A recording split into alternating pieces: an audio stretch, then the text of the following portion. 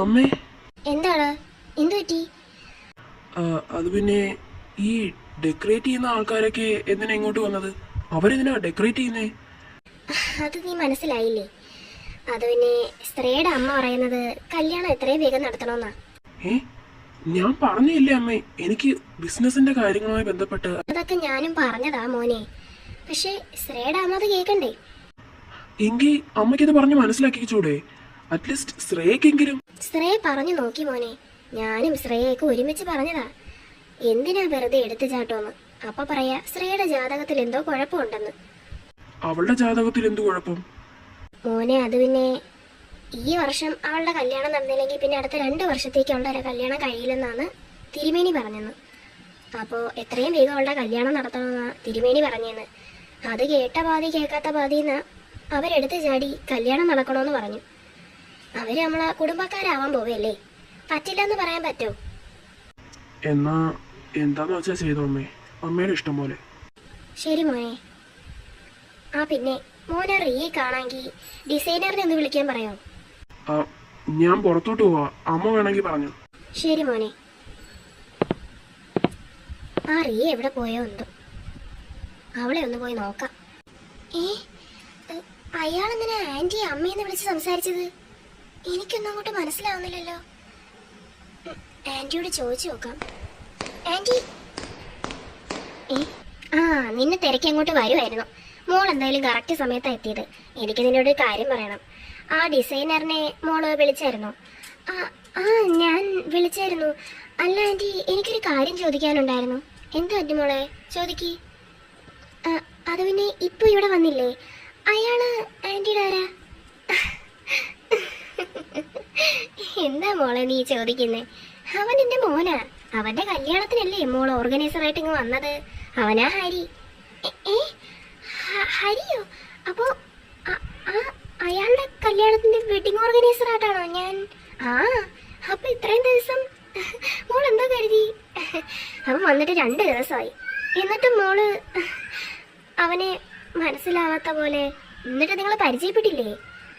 പരിചയപ്പെട്ടു, പക്ഷേ ഞാൻ അയാൾ പറഞ്ഞൊന്നും വിശ്വസിച്ചില്ല. കൊള്ളാം. എന്നാ പിന്നെ മോള് ആ ഡിസൈനറിനെ ഒന്ന് വിളിച്ചേക്ക്, ഭയങ്കര തിരക്ക്. അപ്പൊ ഞാൻ എന്തൊക്കെയാ ചിന്തിച്ചു കൂട്ടിയത്? അപ്പോ ഇയാള് ശരിക്കും ഈ വീടിന്റെ ഓണർ തന്നെ ആയിരുന്നല്ലേ? പറഞ്ഞപ്പോ ഞാൻ വിശ്വസിച്ചില്ല. ഞാൻ എന്തൊരു വണ്ടിയാ. അയാളുടെ വീട്ടിൽ വന്നിട്ട് അയാളോട് തന്നെ വേണ്ടാത്തതൊക്കെ പറഞ്ഞ് വഴക്കിട്ടില്ലേ ഞാൻ?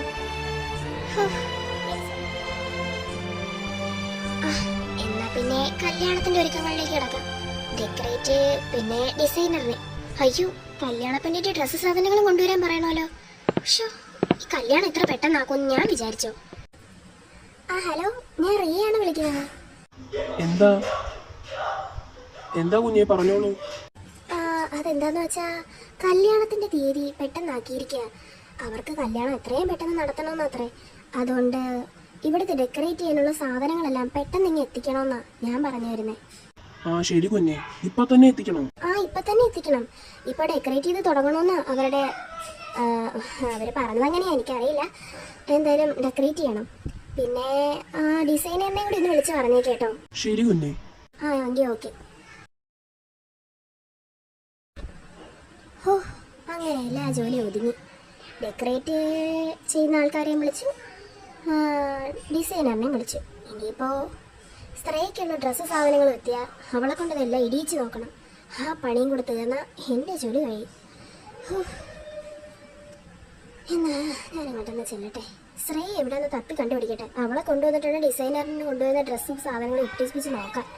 അവളുടെ ഇഷ്ടത്തിനല്ലേ സാധനങ്ങൾ എടുക്കാൻ പറ്റൂ. അവളെ കണ്ടില്ലെങ്കിൽ പിന്നെ എന്താ?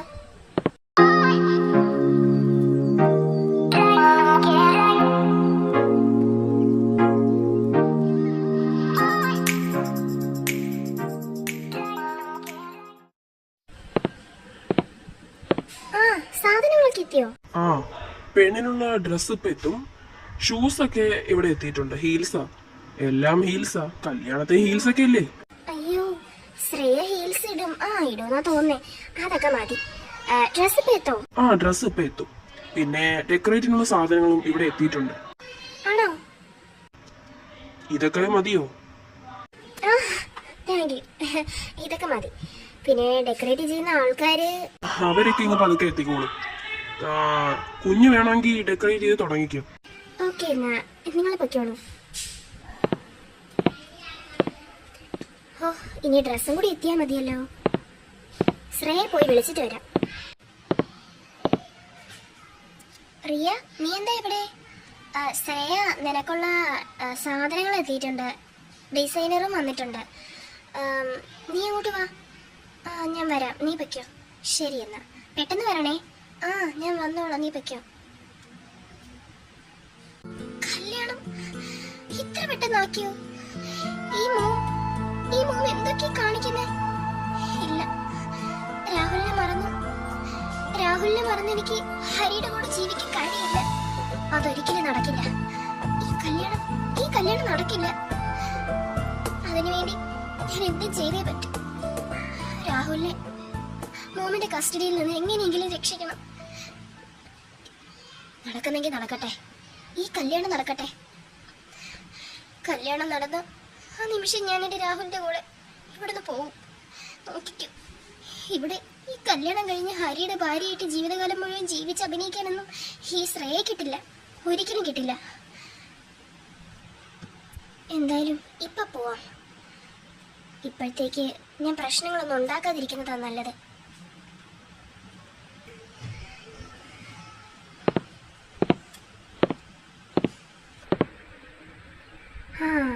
പറയുന്നതിനകം വെച്ച് ഡ്രസ്സും അങ്ങ് എത്തിയല്ലോ. ഇനി ശ്രേയ വന്നാ മതി. പറഞ്ഞു തീർന്നില്ല, ദാ വരുന്നു.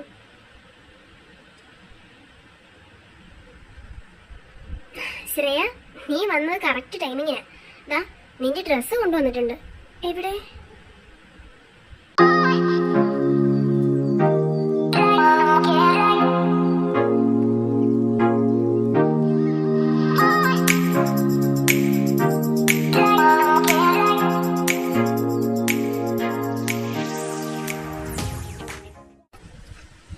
ന്യൂ കളക്ഷൻ ആണെന്നാ ഡിസൈനർ പറഞ്ഞത്. നിനക്ക് ഇഷ്ടപ്പെട്ടത് ഏതാന്ന് വെച്ചാൽ ആദ്യം തുറന്ന് നോക്കി എടുക്ക്. കല്യാണത്തിനിടാൻ പറ്റിയ ഡ്രസ്സും വേണം, അതുപോലെ റിസപ്ഷന് വേണ്ടിയിട്ടുള്ള ഡ്രസ്സും. ഇതൊക്കെ നീ തന്നെ സെലക്ട് ചെയ്യണം. നിന്റെ ഇഷ്ടത്തിന് എടുക്കാൻ വേണ്ടിയാ ഞാനിത് കഷ്ടപ്പെട്ടെങ്കിൽ കൊണ്ടുവന്നേ. അല്ലെങ്കിൽ അവിടെ വെച്ച് തന്നെ എടുക്കായിരുന്നല്ലോ. നീ വയ്ക്കോ, എനിക്ക് ഇഷ്ടപ്പെട്ട ഡ്രസ്സ് ഞാൻ നോക്കിയെടുക്കാം. എന്നിട്ട് ഞാൻ നിന്നെ വിളിച്ചോളാം. അപ്പൊ നീ വന്നാ മതി. ശരി, എന്നാ നീ നിനക്ക് ഇഷ്ടമുള്ളത് നോക്കിയെടുക്ക്.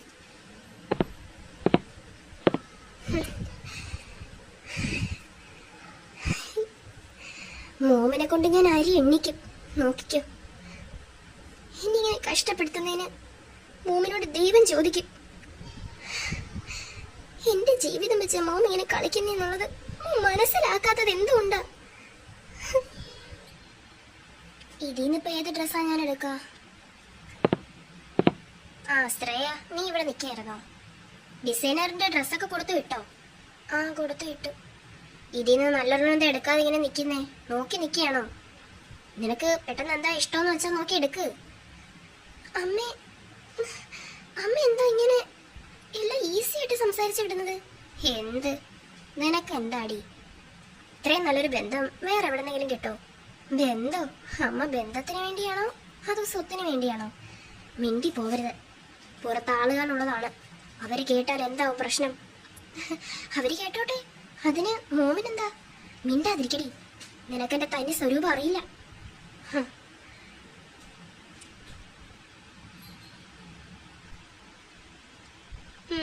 ഇത് നല്ല ഭംഗിയുണ്ട്.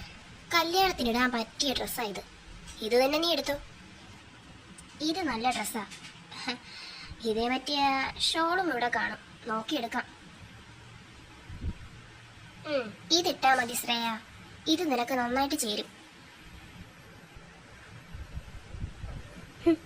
ഇത് കണക്കത്ത വാലാകൊല നടക്കുന്ന ഡ്രസ്സൊന്നും ഞാനിടില്ല. ഞാൻ മോഡേൺ ഡ്രസ്സ് ഇടും. മിണ്ടരുത്. കല്യാണമാണ് വരുന്നത്, ഫാഷൻ ഷോ അല്ല. അതുകൊണ്ട് ഞാൻ പറയുന്നത് ഇട്ടാ മതി. എടി, ഇതിട്ടാ മതി. ഈ ഡ്രസ്സ് എടുത്താ മതി. അതിന് പറ്റിയ ഷൂസും എടുത്തിട്ടുണ്ട്. വാടി ഇങ്ങോട്ട്, ഞാനൊന്ന് നോക്കട്ടെ.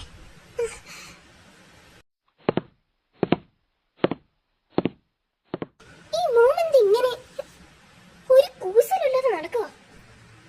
ഡ്രസ്സും കൊണ്ട് വന്നിരിക്കുന്നു. ഒരു വൃത്തികെട്ട ഡ്രസ്സും കൊണ്ട് വന്നിരിക്കുന്നു. ആർക്ക് വേണം?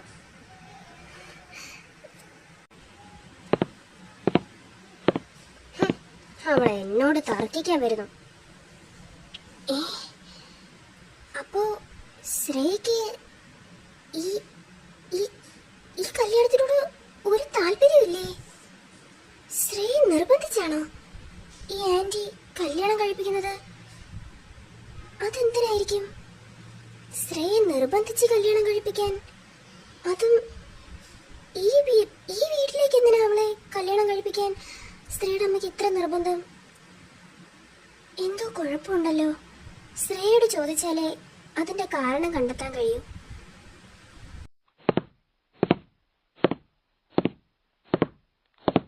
ശ്രേയ,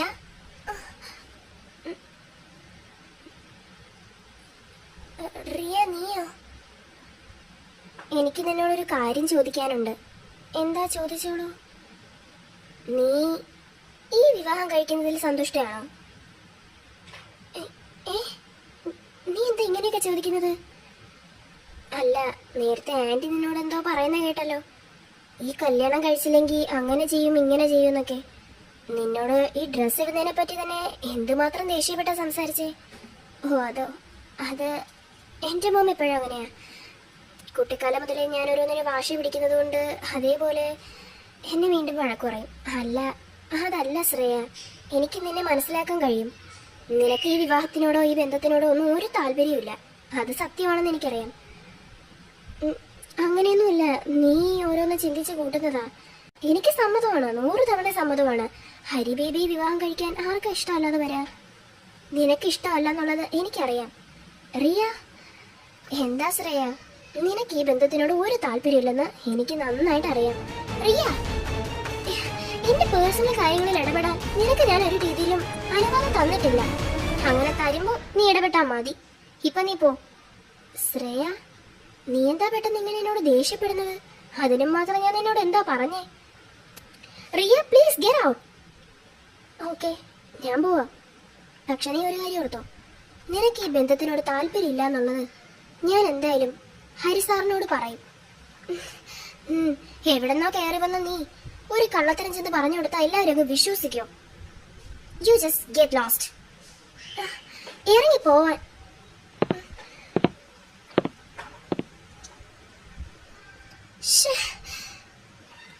എല്ലാം എന്റെ തലയിലെഴുത്ത് മാത്രം. മോൻ കാരണം ഞാൻ ഇന്ന് പെട്ടേനെ. ഒരു വൃത്തികെട്ട ഡ്രസ്സും കൊണ്ട് വന്നിരിക്കുന്നു. വെഡിങ് ആണ് പോലും. വെഡിങ് നടത്തി കൊടുക്കാൻ ഞാൻ കല്യാണം. അമ്മയുടെ ആർത്തി ഉണ്ടല്ലോ പണത്തിനോടുള്ള, അത് ഞാൻ എന്തായാലും തീർക്കും. അത് തീർത്തില്ലെങ്കിൽ എന്റെ പേര് ശ്രേയ എന്നല്ല.